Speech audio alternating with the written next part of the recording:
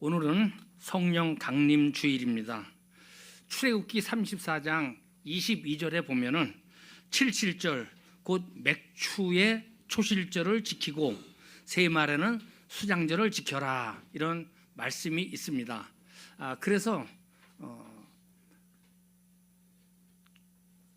유럽에서 미국으로 건너간 사람들이 미국에서 이제 하나님께 예배를 드릴 때 아주 힘들고 어려운 가운데 보잘것없는 수확물을 얻었어요. 그래도 그게 첫 수확물이었기 때문에 하나님께 드리고 감사 예배를 드린 것이 추수감사절의 유래가 됐고, 이 추수감사절이 그 출애굽기 34장에 보면은 너희는 1년에 3차례 나와서 내게 나오라고 한 그 말씀을 근거로 해가지고 수장절 대신에 추수감사절을 11월 셋째 주에 보통 지키게 되었습니다. 그런데 이 미국에서 또다시 성령의 바람이 서쪽으로 불어가지고 우리나라에 왔잖아요. 근데 우리나라는 맥추절을 지키라고 하는 그 말씀을 가만히 계산을 해보니까 우리는 보리를 언제 베요? 6월 말에 베잖아요. 6월 말에 보리를 베입니다. 그래서 또 출애굽기 34장 22절에 보면 77절, 그래서 7자가 들어가요. 그러니까 7월 달에 하면 좋겠다, 제 생각입니다. 실제인지는 아닌지는 모르겠고, 그러나 우리나라가 보리 베는 게 6월 말에서 7월 초기 때문에 우리나라에서는 전통적으로 7월 첫 번째 주일을 맥추감사주일로 지키도록 이렇게 했습니다. 그러니까 맥추감사주일은 미국에 있을까요? 없을까요? 없어요. 맥추감사주일은 메이드 인 코리아 감사제입니다. 한국에만 있는 페스티벌이에요. 그런데 우리 말씀교회는 또 말씀을 중심으로 살아가는 교회잖아요. 그래서 77절이 왜 생겼냐? 그 77절에 그 생기게 된 근본을 보면은 6월절하고 관계가 있는 거거든요. 6월절, 애굽에서 종되었던 이스라엘 백성들이 장남을 죽이는 그 하나님의 10번째 재앙 속에서 그 살아났잖아요. 다 6월 했잖아요. 그래서 그 6월절을 기념하고 그리고 다음 일주일 동안 무교절을 지키는데, 그 야중에 이제 말씀을 받고 난 다음에 그 6월절을 기념해서 그날을 정월로 정했어요. 1월로 정했어요. 1월로. 그래서 이제 우리나라 달력하고 유대인 고유 달력하고는 틀리죠. 우리는 로마 달력을 쓰는데 유대인들은 유대인 달력을 쓰기 때문에 똑같은 1월이 아니에요. 그래서 그들은 이제 1월을 아비벌이라고 하는데, 그래서 아비벌에 6월절이 지나고 난 다음에 이제 7번째 주일이 지나고 난 다음 날을 77절로 지켜라, 그렇게 됐어요. 그래서 6월절이 지나고 난 다음에 6월절에 참 예수님이 또 십자가에 죽음을 당하셨잖아요. 우리의 대속제물로. 그래서 6월절에 우리의 대속제물이 되셨고, 6월절이 지나고 나서 첫 번째 주일날 아침에 예수님이 부활하셨기 때문에 그것을 기념을 해서 6월절 지나고 첫 번째 49일이 지나고 난 다음에 50일 날을 오순절이라고 부르거든요. 그게 77절이거든요. 그래서 우리 말씀교회는 그래 6월절 지나고 나서 77이 49일이 지나고 나서 50일째 되는 날, 그날을 기념해서 성령 강림 하셨으니까 성령 강림 주일을 초점을 맞추고 지내자, 이렇게 우리 교회가 정했습니다. 그래서 우리는 맥추절 감사 예배를 성령 강림 주일날 드린다 하는 것을 미리 이해를 하시고 오늘 예배에서 하나님의 말씀을 아멘으로 들으시기 바랍니다. 성령 강림 주일은 그러니까 다른 말로 말하면은 신약교회의 탄생일이에요. 뭐 개교회마다 많은 교회들이 교회 설립일이 있겠지만은 구약에서 신약교회가 생긴 것이 오순절 마가의 다락방에 임했던 성령이 님의 임하신 그 사건을 통해서 신약교회가 시작됐거든요. 그래서 신약교회의 탄생일이 바로 성령 강림주일이다, 이렇게 이해를 하면 되겠습니다. 오늘 저는 성령 강림주일을 맞이해서 성령 받으면이라는 제목으로 말씀을 나누려고 합니다. 우리가 다 알고 있듯이 우리는 성령을 받은 사람이죠. 그렇죠? 예. 우리 안에 성령이 계십니다. 우리 안에 성령이 계신 것을 다른 표현으로 말하면 성령의 내주, 이렇게 표현합니다. 성령님께서 우리 안에 계시다. 그런데 많은 성도가 내 안에 성령이 계신다는 사실을 잊어버리고 세상을 살아가는 것 같습니다. 성령의 임재를 체험하지 못하고 경험하지 못하고 쉼없이 세상을 살아가고 있다는 것입니다. 신앙인들의 삶의 모습을 보면은 저는 두 가지로 표현을 할 수 있다고 보는데요. 한 가지의 신앙인은 어떤 신앙인이냐 하면은 누가복음적 신앙인입니다.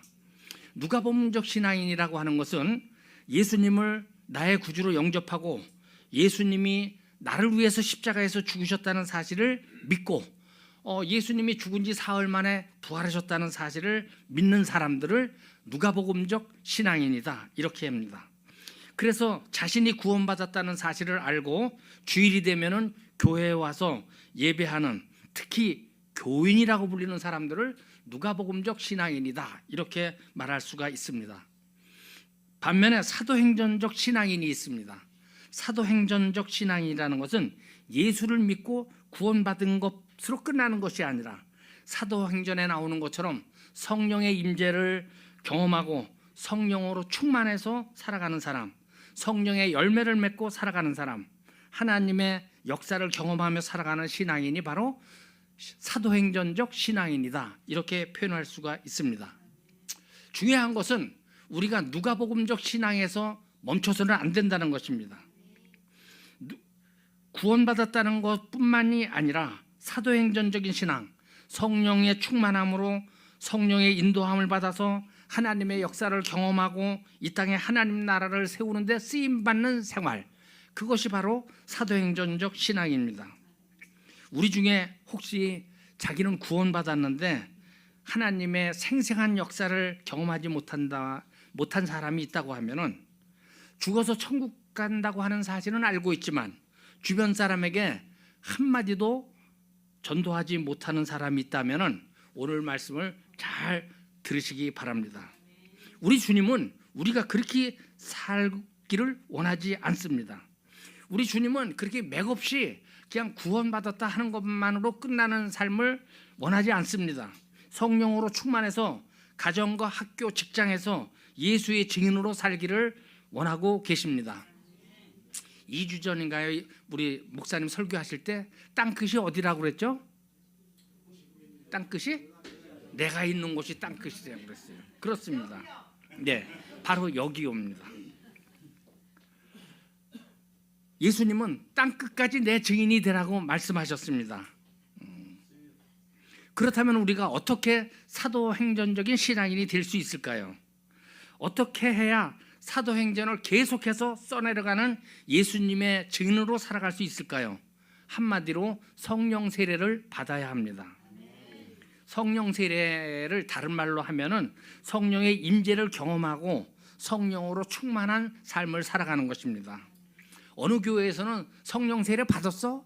그러니까 우리가 일반적인 물 세례를 받을 때는 기억을 하는데 세례 증서도 받고 또 어디 가면은 누구와 세례를 줬냐, 집례자 목사님이 누구냐, 뭐 이런 거를 꼭 쓰게 돼 있어요. 그래서 그런 걸 기억하는데, 근데 또 어느 교회에서 와서 당신 성령 세례 받았어? 그러면은 도대체 그냥 몇 년 몇월 며칠이나 받았냐고 물어보면은 말을 못하는 경우가 많이 있어요.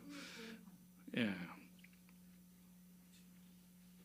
오늘 본문에 보면은 부활하신 예수님은 승천하시기 전에 40일 동안 이 땅에 머물러 계셨습니다. 그러면서 제자들에게 하나님 나라에 대해서 말씀하셨습니다. 그리고 난 다음에 제자들에게 이렇게 말씀합니다. 오늘 본문 4절에서 5절까지 말씀인데요. 사도와 함께 모이사 그들에게 분부하여 이르시되 예루살렘을 떠나지 말고 내게서 들은 바 아버지께서 약속하신 것을 기다리라. 요한은 물로 세례를 베푸었으나 너희는 몇 날이 못되어 성령으로 세례를 받으리라 하셨느니라. 여기에 보면은 예수님은 제자들에게 예루살렘을 떠나지 말라, 아버지께서 약속하신 것을 기다리라고 했습니다. 그렇게 되면은 너희는 몇 날이 못되어 성령으로 세례를 받으리라 이렇게 하셨습니다. 그런데 여러분, 이 말씀은 우리의 생각하고는 많이 다릅니다. 우리 생각에는 제자들에게 주님께서 이제 너희는 십자가의 능력도 알았다, 부활의 능력도 알았지, 내가 다시 살아난 거 봤지, 만났지, 빨리 세상에 나가서 십자가의 복음을 전하고 세상을 뒤집어 놔라, 이렇게 말씀하실 것 같은데 그렇지 않습니다. 오히려 주님은 기다리라, 예루살렘을 떠나지 말고 기다리라 말씀하셨습니다. 왜 그러셨을까요? 그것은 성령이 임해야 비로소 그들이 사도행전적인 신앙인이 될 수가 있기 때문에 그렇습니다. 사도행전적 신앙으로 세상을 살아갈 수가 있고 성령 세례를 받아야 사도행전의 역사를 써내려 갈 수 있기 때문입니다. 그렇습니다. 사도행전의 역사는 성령님과 함께 시작해야 하는 것입니다. 사실 솔직히 말하면요, 우리가 예배당 안에서 찬송 부를 때 하고 예배당 밖에서 찬송 부를 때 엄청난 차이가 있음을 느끼게 됩니다. 저도 그 전에 보면은 이제 인천에서 서울로 이렇게 출퇴근을 하는데 지하철에서 성경을 꺼내놓고 읽으면은 어떤 때는 멋쩍은 생각이 들어가더라고요. 그래가지고 성경이 아닌 다른 책을 읽을 때는 멋쩍은 생각이 안 들어가요. 그런데 왜 성경을 읽으면은 다른 사람들의 시선이 느껴지고 왜 좀 멋쩍은 생각이 들을까? 저만 그런 건지는 모르겠는데 참 이상하다 이렇게 생각을 했어요. 근데 저만 그런 게 아니라 어떤 집사님은 구내식당에서 같이 식사하는데도 식사에 대한 감사기도도 못해요. 야, 왜 감사기도를 당신 안 해? 그랬더니 아까 식당에 들어오기 전에 화장실에서 했어요. 그러는 분도 있어요. 왜 그렇습니까? 그리스도인들이 세상 밖에 살면서 어떤 압박을 느끼는 거예요. 여러 가지가 있겠지만은 중요한 것은 우리가 세상에 살아가면서 성령의 능력을 체험하지 못했기 때문에 그런 것이 아닐까, 그런 생각을 해봅니다. 그래서 우리는 성령의 능력을 체험해야 합니다. 성령의 임하심을 경험하지 않은 채 세상에서 성공하려고 하는 것은 어리석은 생각입니다. 주님 앞에 무릎 꿇고 간절하게 기도하는 일도 없이 주일 예배도 드리지 않고도 나는 직장생활 잘할 수 있다, 나는 사업에 성공할 수 있다, 이렇게 생각하는 것은 착각입니다.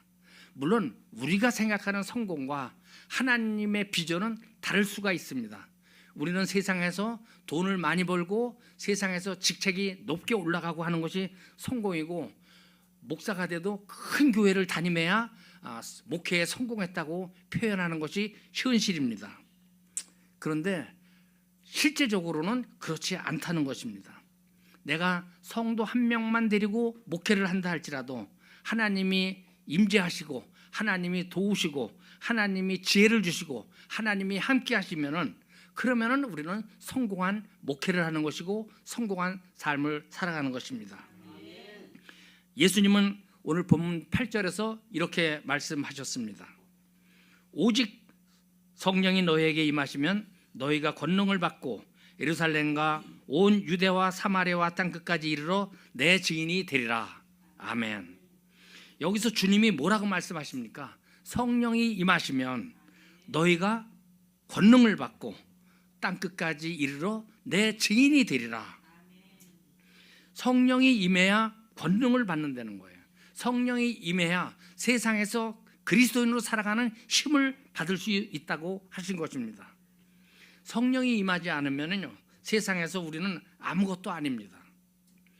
성령이 임하면은, 다시 말해서 성령으로 충만하면은 우리는 하나님의 권능을 받게 되고 그 힘으로 세상을 이기고 세상 한가운데서 예수의 증인으로 살 수 있다는 것입니다.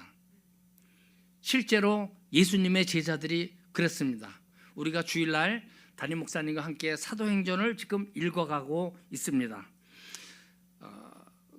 사도행전은 시작되면서 보면은 2장에서 시작되면서 보면은 성령을 받기 전에 제자들의 모습과 성령을 받고 난 다음에 제자들의 모습이 확연히 다릅니다. 분명한 차이가 있습니다. 복음서에 나타난 제자들은 3년 동안 예수님을 따랐습니다. 그런데 마지막에 예수님을 마지막까지 쫓은 것이 아니라 다 도망가 버렸어요. 누가복음적 신앙입니다. 그런데 예수님이 부활하시고 난 다음에 제자들이 다시 모여 있을 때 예수님께서 너희는 예루살렘을 떠나지 말고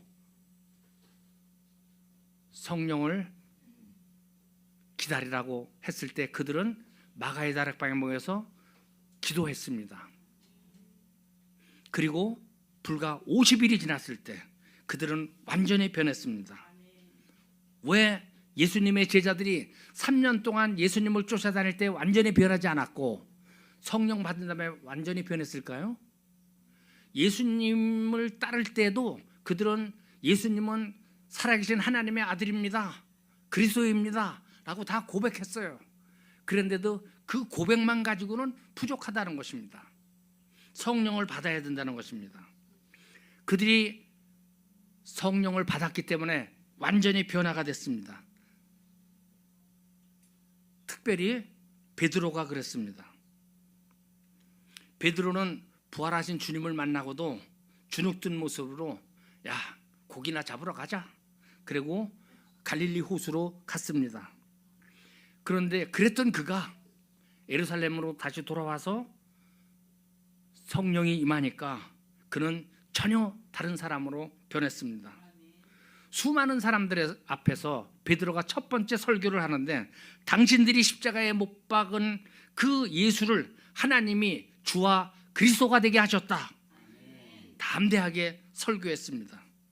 그리고 그날 이 설교를 들은 많은 사람들이 형제들아 우리가 어찌할꼬 이렇게 질문했습니다. 결국 회개하라고 베드로가 얘기를 했고 그날 몇 명이 회개하고 예수님을 믿기로 했다고 성경에 기록되어 있습니까? 3,000명입니다. 그렇습니다. 놀라운 성령의 능력이 그곳에서 나온 것입니다. 베드로가 성령의 충만함으로 예수님에 대해 증거했을 때 3,000명이 변화된 것입니다. 그리고 사도행전의 역사가 시작된 것입니다. 그렇습니다. 사람의 지혜나 능력으로 이 땅에 하나님 나라를 세울 수는 없습니다.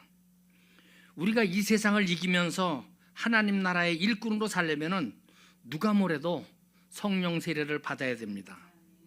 성령 충만함을 받아야 됩니다.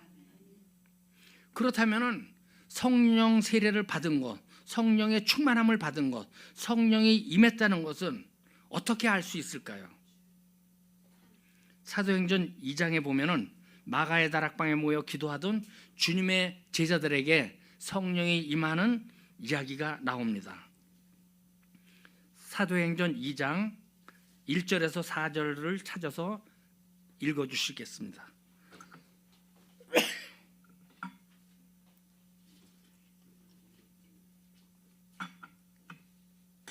사도행전 2장 1절에서 4절을 읽어주시기 바랍니다. 오순절 날이 이미 이름에 그들이 다 같이 한 곳에 모였더니 후련히 하늘로부터 급하고 강한 바람 같은 소리가 있어 그들이 앉은 온 집에 가득하며 마치 불의 혀처럼 갈라지는 것들이 그들에게 보여 각 사람 위에 하나씩 임하여 있더니 그들이 다 성령의 충만함을 받고 성령이 말하게 하심을 따라 다른 언어들로 말하기를 시작하니라. 아멘.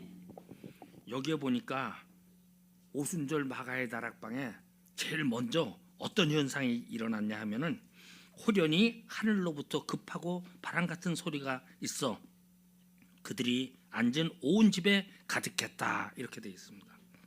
성령님이 임하실 때 이런 청각적인 현상이 일어났다는 것입니다.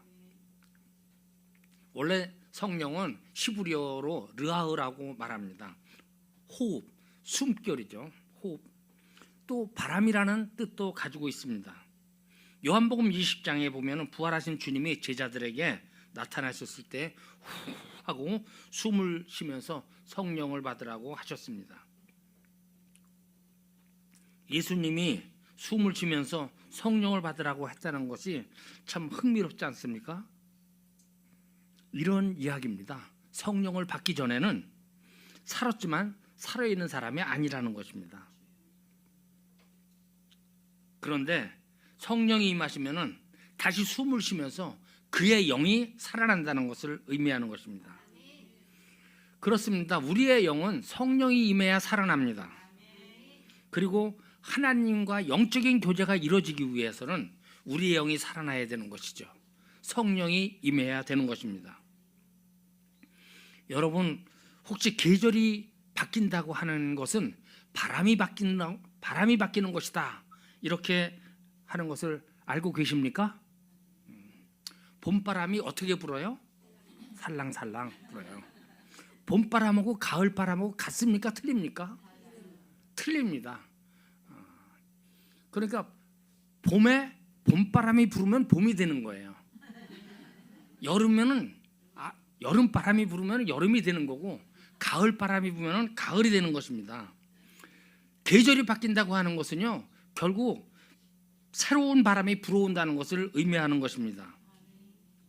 성령이 임하시는 것도 이와 같습니다. 바람이 바뀌는 것입니다. 성령의 바람은 북풍일까요? 서풍일까요? 남풍일까요? 잘 모르시죠? 그냥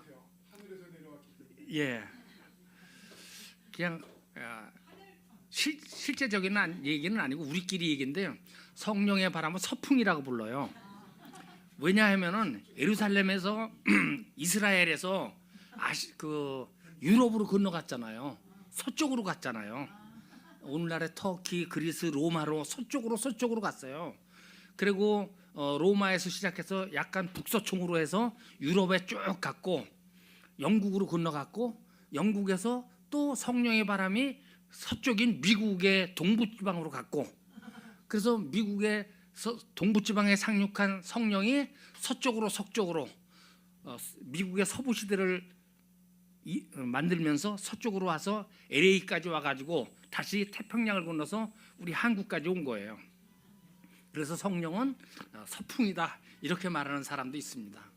그런 과정에 또 동쪽으로 간 성령도 있습니다. 인도를 거쳐서 중국으로 들어간 성령도 있긴 있는데, 어쨌든 성령의 바람도 우리를 영적으로 완전히 바뀌게 한다 하는 거죠. 성령의 바람이 불고 그러면은 우리의 영적인 어떤 분위기가 바뀌게 되는 것입니다. 저는 우리 말씀교회에 하나님의 바람이 불어오기를 원합니다. 죄의 냄새, 미움의 냄새, 불평의 냄새 모두 사라지고 하나님의 바람을 느끼게 되기를 축복합니다. 성령이 나타났을 때 두 번째 현상은 불의 혀처럼 갈라지는 것이 제자들에게 임했습니다. 청각적인 바람 부는 소리 같은, 바람 같은 소리가 있었고, 두 번째 시각적인 현상이 나타났습니다. 불의 혀가 각 사람 혀가 갈라지는 것처럼 각 사람 위에 임했다 하는 거죠. 제자들 한 사람 한 사람 위에 불의 혀가 갈라지는 것처럼 성령이 임했습니다. 성령의 임재가 시각적으로 나타난 것이죠. 출애굽기 3장에 보면은 모세가 성령의 불을 보았습니다. 모세는 어느 날 미디안 광야에서 양을 치다가 떨기나무에 불이 붙은 것을 보았습니다.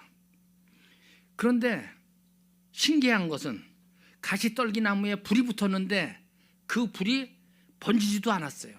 나무도 타지 않았습니다. 불만 타올랐습니다. 모세는 신기했습니다. 저게 무슨 불이지? 하고 그 불 앞으로 다가갔습니다. 그때 하나님은 그 불 가운데서 모세야, 모세야 하고 모세를 불렀습니다. 바로 성령의 불이었던 것입니다. 이 하나님의 불은 예수 그리스도에게도 나타납니다.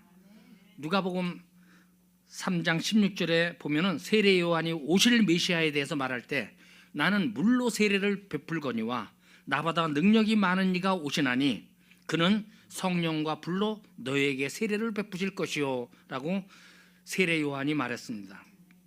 예수님이 성령과 불로 세례를 베푸실 분이라는 것입니다.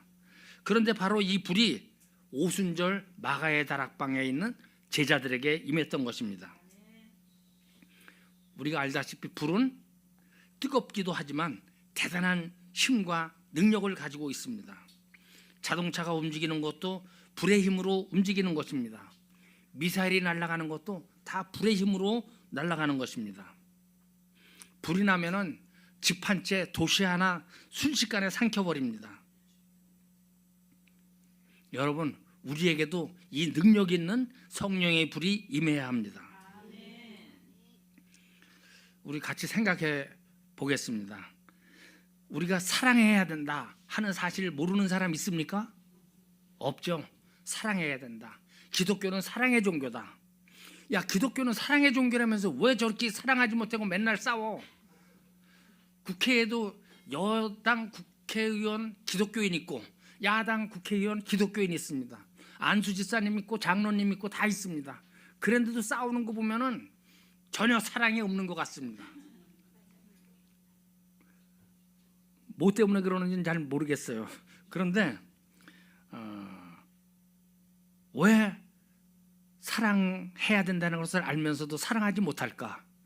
그것은 사랑할 힘이 없기 때문에 그렇지 않을까? 용서해야지 하면서도 용서를 못하고 있는 것은 용서할 힘이 우리에게 없는 건 아닐까 생각을 합니다. 병이 낫고 싶고 병을 털고 일어나고 싶습니다. 그러나 그 병을 이길 힘이 우리에게 없습니다. 죄 짓고 싶은 사람은 없잖아요. 또 죄를 졌네. 아이고, 내가 왜 이럴까? 답답합니다. 그런데 또 죄 앞에 엎드러집니다. 왜 그렇습니까? 죄를 이길 힘이 없기 때문에 그렇습니다. 그런데 제자들에게 성령의 불이 임했습니다. 하나님의 불이 임했습니다. 그 순간 그들은 권능을 얻고 힘을 얻었습니다. 죄와 미움을 이기고 서로 사랑하게 되었고 어떤 고난과 핍박도 이겨내면서 땅끝까지 이르러 복음을 증거할 수 있는 증인이 될 수 있었습니다. 세 번째, 성령이 임했을 때의 현상은 무엇입니까? 방언을 말하기 시작했습니다. 제자들에게 성령이 임하자 그들은 지금까지 사용하던 언어가 아니라 성령이 말하게 하심을 따라서 다른 언어를 말하기 시작했습니다. 방언이 무엇입니까? 다른 언어로 말하는 것입니다. 어느 성도님이 그 방언이 랄랄랄랄랄랄랄라 하는 거 아니에요? 어디를 갔더니 랄랄랄랄랄라를 자꾸만 반복해서 하라고 그러더래요. 그래서 그게 방언이냐라고 저한테 물어봤어요. 그래서 그것도 방언일 수가 있습니다. 그러나 성령은 자기가 연습해서 받는 게 아니에요.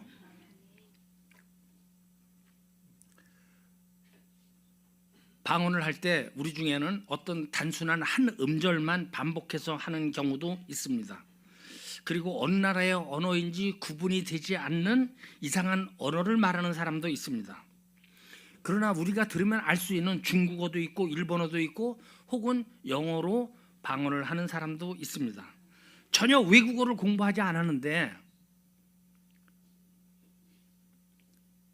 부흥성회를 집회를 나갔는데 통역하기로 한 분이 오다가 사고가 나서 오질 못했을 때 어떻게 해야 하나 걱정을 했는데 하나님의 영이 임하셔가지고 그 강사의 입을 열어서 그 나라 사람들이 들을 수 있는 언어를 말하게 하셨다는 그런 증언들이 많이 있습니다. 중요한 것은 방언이라고 하는 것은 언어가 달라졌다는 것입니다. 이전에 쓰던 언어가 아니라 다른 언어, 다른 나라 언어를 쓰게 됐습니다. 어느 나라 말을 쓰게 된 거죠? 하나님 나라 말을 사용하게 된 것입니다. 그래서 방언을 특히 천국의 언어라고 이야기합니다. 우리가 천국 백성이 됐기 때문에 자기 생각대로 자기 감정대로 말하지 않고 성령이 말하게 하는 대로 말하는 사람이 된 것입니다. 제가 이번 수요일 날 못 왔는데 같이 간 어디를 좀 다녀왔어요. 같이 간 장로님이 화개장터에서 점심을 먹는데 서빙을 하는 여성분이 한국어가 약간 서툴러요. 그러니까 이제 제 앞에 있던 분이 어디서 왔냐? 그러니까 베트남이라고 그러니까 이 장로님이 갑작스럽게 하대를 하는 거예요. 되게 민망하더라고요.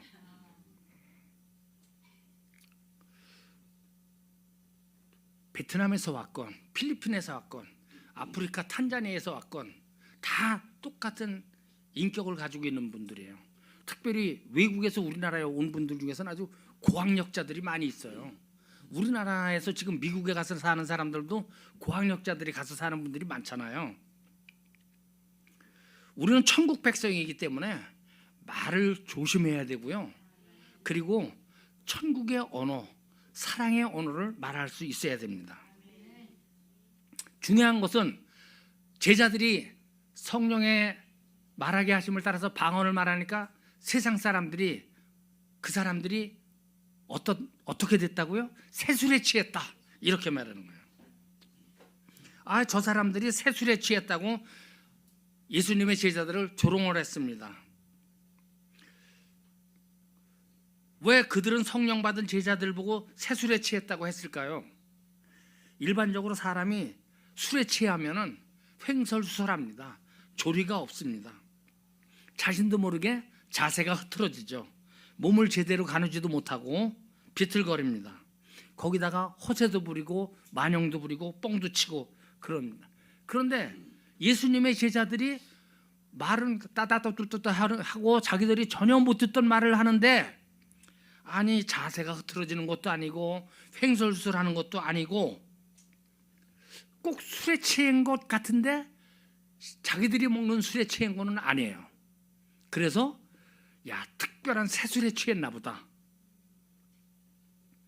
모습은 술에 취한 사람으로 보이는데 실제 술에 취한 사람은 아닌 거예요. 그래서 아무리 봐도 뭐에 사로잡혔는지 모르니까 자신들이 알지 못하는 어떤 새로운 술에 취한 것이 아닌가 이렇게 말합니다. 맞습니다. 주님의 제자들은 성령이라는 새술에 취한 것입니다. 더 이상 볼품없는 갈릴리 어부들이 아니라 겁쟁이들이 아니라 성령의 새술에 취해서 행동도 달라지고 언어도 달라지고 인생도 달라진 그런 사람이 됐습니다. 사랑하는 우리 성도 여러분, 성령이 임하면은 누구든지 이렇게 변화가 됩니다.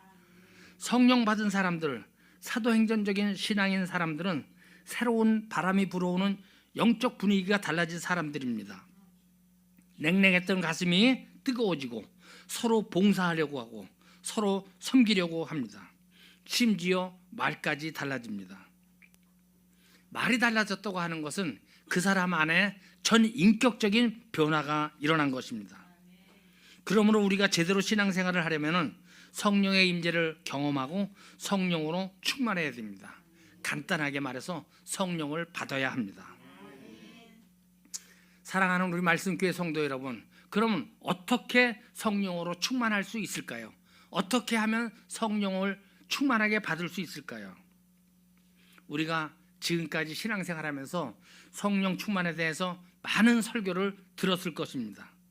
그럼에도 불구하고 성령의 임재, 성령의 강력한 그 충만함으로 채워지지 못한 제 그 답답한 힘없는 누가복음적 신앙으로 살아가고 있는 그런 성도들이 얼마나 많은지 모릅니다. 나는 성령 충만함을 원하는데 하나님께서 나에게 성령 충만함을 주지 않는 걸까? 이렇게 생각하는 분도 있을 것 같습니다. 그러나 예수님은 분명히 말씀하셨습니다. 성령을 기다려라. 하나님이 보내신 성령을 너에게 부어주겠다 말씀하셨습니다. 그 말씀을 보면은 하나님이 우리가 성령 충만을 받기를 원하고 계시다는 것을 우리가 알 수 있습니다. 베드로 사도는 이렇게 설교했습니다. 사도행전 2장 38절에서 너희가 회개하여 각각 예수 그리스도의 이름으로 세례를 받고 죄 사함을 받으라. 그리하면 성령의 선물을 받으리니. 성령은 구원받은 자들에게 주시는 하나님의 선물이라는 것입니다. 그렇다면 여러분, 우리가 어떻게 성령으로 충만할 수 있습니까? 수요일 날도서부터 이제 성령론이 시작되는데 오늘은 이제 성령 충만함을 받는 방법 몇 가지 중에서 4가지 정도만 이렇게 소개를 하려고 합니다. 첫째, 예수 그리스도를 공개적으로 고백해야 됩니다. 성령님은 예수 그리스도의 영이기 때문에 예수 그리스도의 이름이 높임을 받는 곳에 임하십니다. 기름동에서 목회를 할 때 암 환자가 저희 교회에 와서 치료를 받기 시작을 했어요. 우리 사모님이 그 치유의 은사가 있어가지고 그분이 오는데 몸이 좋아지는 것을 본인이 느끼면서도 예배당 안으로는 안 들어와요. 교회 문턱에는 들어왔는데 입구에 있는 유아실까지만 오고 안으로 들어가지고 예배당 안에는 들어오질 않아요. 아주 그냥 결사적으로 안 들어와요. 몸이 많이 회복이 됐는데 이 정도면 예수를 믿지 않을까? 그런데 고백을 하지 않아요. 우리는 어디서든지 예수가 나의 구주라고 하는 사실을 고백할 수 있어야 됩니다. 예수님은 나의 구원자이십니다. 예수님은 나의 주인이십니다. 내가 주님을 사랑합니다. 어디서든지 고백하면서 예수님을 바라보기 시작한다면 성령님께서 우리에게 임하실 것입니다. 두 번째는요, 습관적인 죄를 짓지 말아야 됩니다. 살다 보면 우리가 죄를 안 지을 수가 없어요. 자꾸만 잊어버리고 죄를 짓습니다. 그런데 습관적으로 죄를 지면 안 됩니다. 죄가 있는 곳에는 성령이 임할 수가 없습니다. 날마다 회개하며 정결하게 거룩한 백성으로 살아가려고 노력해야 됩니다. 그렇게 노력해야지만 우리가 성령 충만을 받을 수가 있습니다. 세 번째는 성령 충만함을 간절히 구해야 됩니다. 하나님은 구하는 자에게 성령을 부어주시기 때문에 그렇습니다.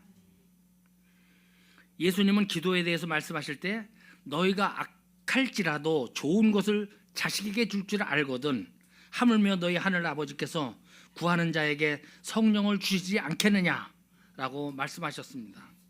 그렇기 때문에 구하십시오. 성령을 주실 것입니다. 네 번째, 성령에 순종해야 합니다. 순종하는 자에게 성령이 임하십니다. 사도행전 4장 32절에 보면은 하나님이 자기에게 순종하는 사람에게 주신 성령도 그러하니라 라고 말씀이 나옵니다. 성령 충만은 하나님께 완전히 복종하고자 하는 그런 결심 위에 부어주시는 하나님의 응답이라는 것입니다. 말씀에 순종하고 말씀 안에서 살아가겠다 다짐하면은 하나님께서 성령을 부어주신다는 것입니다. 그러니 여러분, 오늘 성령 강림 주일에 성령의 임재를 간절히 사모하고 성령을 받고 성령의 충만함으로 여러분들에게 성령의 충만함으로 임해 주시기를 축복합니다. 예수님도 승천하시기 전에 마지막으로 제자들에게 성령으로 세례를 받고 내 증인이 되라고 말씀하셨습니다. 제자들이 오직 기도에 힘쓸 때 성령 충만함을 받고 복음의 증인이 되었습니다. 우리 말씀교회 성도들도 성령을 주신 하나님께 감사드리고 또 성령 충만함을 위하여 기도에 힘쓰시기를 바랍니다. 그렇게 함으로써 사도행전적인 신앙인이 되고 우리 삶이 사도행전을 써가는 말씀으로 성숙한 삶이 되기를 축복합니다.